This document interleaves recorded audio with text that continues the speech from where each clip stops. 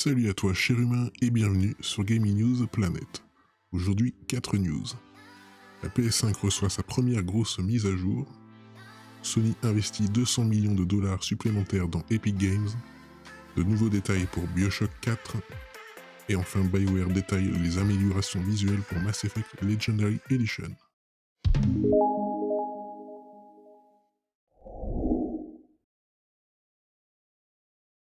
Donc on se retrouve sur Jeux Vidéo Live. La PS5 reçoit sa première grosse mise à jour. La dernière console de Sony va recevoir sa toute première grosse mise à jour qui embarque un bon paquet de nouveautés. Plus difficile à choper qu'un Mew dans Pokémon Jaune, la PS5 comme ses concurrentes Xbox Series d'ailleurs est très difficile à avoir. Mais quelques heureux et des millions quand même ont bel et bien mis la main sur l'objet tant convoité et pourront très bientôt accueillir la première grosse mise à jour de leur bébé. Disponible dès le 14 avril, donc aujourd'hui, cette imposante mise à jour du système de la console vise à améliorer l'expérience utilisateur en offrant de nouvelles possibilités de stockage pour vos applications, en ajoutant plusieurs fonctionnalités sociales et cross-gen PS5, PS4, ainsi que de nouveaux paramètres de personnalisation, petit tour d'horizon. Du nouveau pour le stockage de vos jeux. Avec cette mise à jour, il sera désormais possible d'utiliser des lecteurs externes USB compatibles pour transférer vos jeux PS5. La manœuvre est simple. Vous téléchargez votre jeu sur le SSD interne de votre PS5, puis vous le transférez sur votre stockage externe pour dégager de la place sur votre SSD. L'idée ici est d'augmenter votre capacité de stockage de manière indirecte, puisque la prise en charge des lecteurs M.2 externes est toujours dans les tuyaux pour cet été. Du coup, pour le moment, il restera impossible de lancer le jeu via votre périphérique externe, étant donné que, comme dit sur le site officiel, les jeux PS5 étant conçus pour tirer profit du SSD ultra rapide de la console, les jeux PS5 ne peuvent pas être lancés directement depuis le stockage étendu USB. Les jeux PS5 ne peuvent pas non plus être directement téléchargés depuis le stockage étendu USB. Cependant, les jeux que vous transférez ou copiez à nouveau vers le stockage interne se mettront automatiquement à jour si nécessaire. De nouvelles fonctionnalités sociales et cross-gen. Si c'est bien la PS5 qui se met à jour, les joueurs profiteront eux aussi de ces ajouts. Le jeu en partage sera désormais disponible depuis le chat party et vous permettra de streamer votre écran et vos amis sur PS4, mais également de leur faire tester les jeux PS5 en leur passant le contrôle ou en activant une seconde manette virtuelle pour jouer en coopération. Toujours dans l'optique de réunir les joueurs sur 2 générations, la mise à jour offre la possibilité de lancer une demande pour rejoindre les sessions de ses amis sans attendre d'invitation. Encore plus de personnalisation.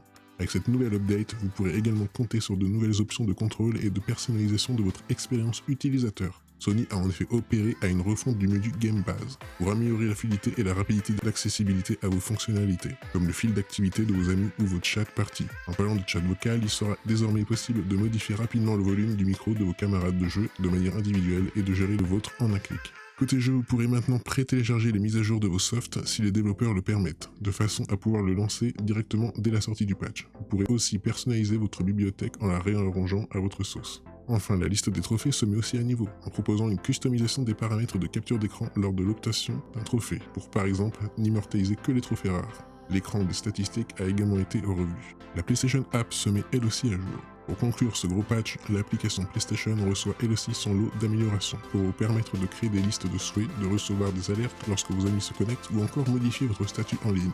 Sony nous informe également que de nouvelles fonctionnalités débarqueront dans les semaines à venir, comme la possibilité de rejoindre des sessions de jeu directement depuis l'appli, de gérer son stockage ou encore de consulter et comparer la liste de ses trophées et de celle de ses copains. Bref, du lourd. Bien que l'on ne sache pas combien pèsera cette mise à jour, pour ça il va falloir encore patienter quelques heures avant sa mise en ligne. On se retrouve sur Jeux Vidéo Live, Sony investit 200 millions de dollars supplémentaires dans Epic Games. Dans la nouvelle levée de fonds réalisée par Epic Games, qui s'élève à 1 milliard de dollars, Sony a encore participé à hauteur de 200 millions.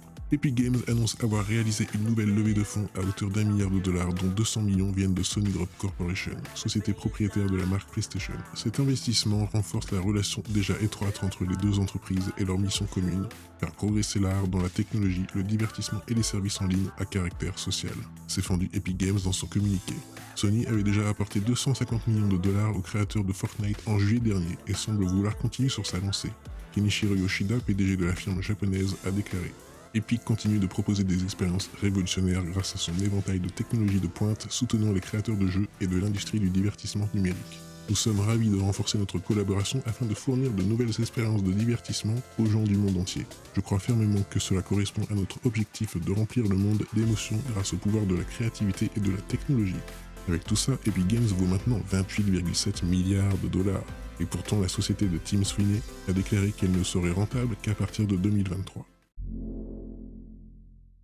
On se retrouve sur le site de Jeux Actu, BioShock 4, un open world et des histoires percutantes. Voici quelques nouveaux détails. Maintenant que l'on sait officiellement que BioShock 4 est en développement, autant dire que l'on prête attention à chaque bribe d'informations le concernant. Pour le moment, on sait juste que le titre est conçu par Cloud Chamber, un tout nouveau studio foncé sous l'égide de 2K Games, et qui devrait s'inscrire dans un monde inédit autre que Rapture et Columbia. Son gameplay quant à lui sera accessible, satisfaisant et permettant un haut degré d'expression. Des informations alléchantes mais qui n'ont pas encore pointé le bout de leur nez sous la forme d'images ou de trailers. On prend donc son mal en patience et bonne nouvelle. De nouveaux détails viennent d'émerger grâce à des offres d'embauche.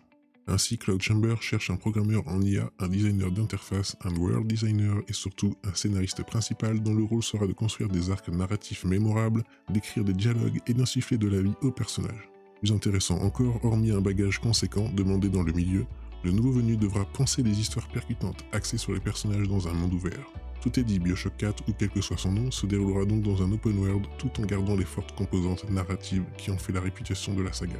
On peut donc se mettre à imaginer un univers ambitieux tout en croisant les doigts pour qu'il ne s'agisse pas d'une douche froide. Ken Levine, créateur de BioShock et BioShock Infinite, n'ayant pas du tout été sollicité pour ce nouveau projet. On espère avoir des nouvelles concrètes prochainement. Et enfin, on se retrouve sur jeuxvideo.com, Mass Effect Legendary Edition, BioWare détaille les améliorations visuelles. Comme promis la semaine dernière, BioWare a publié un nouvel article qui revient sur les améliorations visuelles apportées à la trilogie Mass Effect dans le cadre de la Legendary Edition. Pour présenter leur travail de remasterisation sur Mass Effect Legendary Edition, les développeurs de chez BioWare ont repris leur plan en 3 phases. En revenant d'abord sur les fondations sur lesquelles s'appuyer, avant d'évoquer les efforts déployés sur la modernisation puis les changements plus globaux, apportés au niveau et aux fonctionnalités. Le post est très long, donc il n'est pas question ici de reprendre l'intégralité des exemples, mais d'évoquer les plus marquants. La construction des fondations. Dans un premier temps, les développeurs ont pris le temps d'identifier et de cataloguer chaque aspect de la trilogie. Concrètement, tout y est passé. Le nombre de particules, les modèles 3D, les textures, l'interface ou encore les cinématiques. Le but était donc de dresser un inventaire pour savoir si les sources existaient encore, le niveau d'amélioration possible, la qualité moyenne des assets et d'autres analyses de ce type. Connaître le nombre des éléments à modifier ainsi que leur qualité nous a permis de déterminer une stratégie pour améliorer chaque type d'élément présent dans la trilogie. La trilogie est sortie sur un cycle de console qui permettait d'obtenir des résolutions en 1080p mais qui tournait souvent à 720p ou moins. Aujourd'hui, le remaster sera disponible sur des machines qui permettront au jeu de tourner en résolution 4K. La question du nombre de textures à peaufiner avait donc une résolution simple, il fallait tous les mettre à niveau. Au total, pour toute la trilogie, cela revient à plus de 30 000 textures. En utilisant une IA, les développeurs ont pu quadrupler la taille des textures originales et ensuite améliorer leur rendu pour les pousser vers le 1080p et la 4K. Pour compléter le tout, les ingénieurs ont modernisé l'Unreal Engine 3 dans le but de pouvoir faire tourner l'ensemble de la trilogie dans une résolution plus élevée. C'est ce que l'équipe du jeu considérait comme la base du remaster, des efforts de modernisation à grande échelle. Pour cette seconde phase, les efforts se sont d'abord concentrés sur le jeu sur lequel le travail était le plus important, à savoir le premier Mass Effect. L'équipe s'est rendu compte qu'un certain nombre d'éléments avaient déjà été améliorés au gré des mises à jour et des DLC. Ces derniers sont donc naturellement devenus la base du travail. Une fois améliorés, les divers éléments ont été intégrés à tous les jeux, participant à l'unification voulue de l'expérience. BioWare a cependant pris soin de conserver les évolutions liées au temps pour respecter la chronologie des jeux. Pour les personnages présents dans les 3 jeux comme Yara, Garrus, Kaidan, le capitaine Anderson et bien d'autres, nous avons inclus de légers changements à travers la trilogie pour marquer leur évolution, leur apparence, leurs blessures liées à un tir de roquette.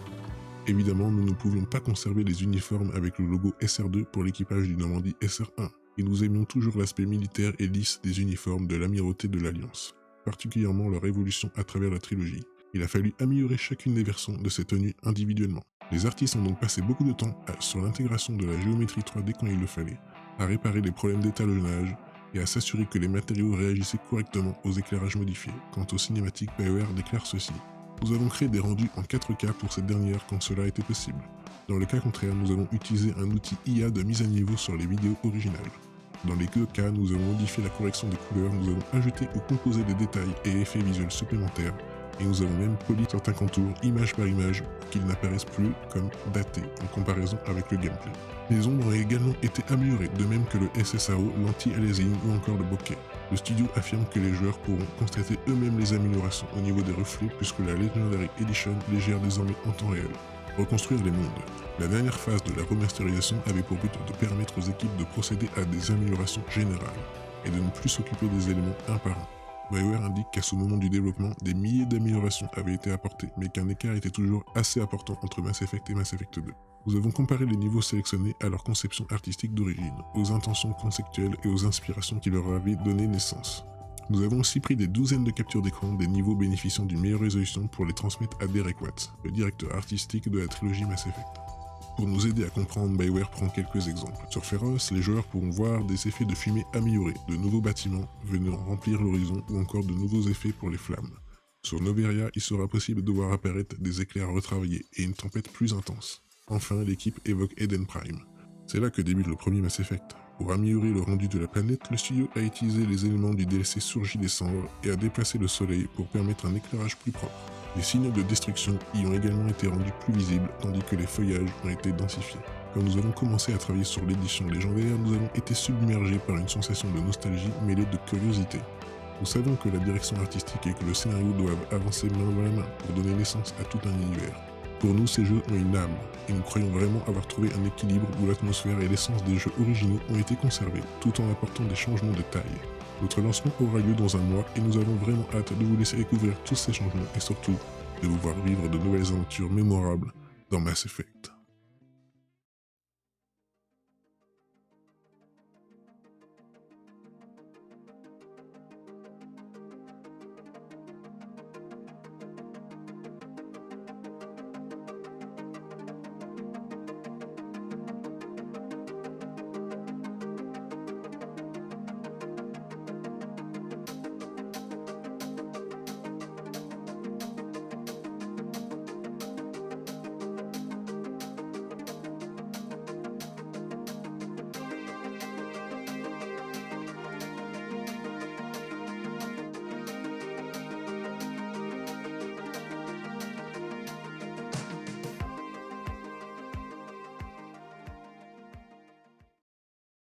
Et voilà, c'est la fin de cette vidéo, j'espère qu'elle vous aura plu.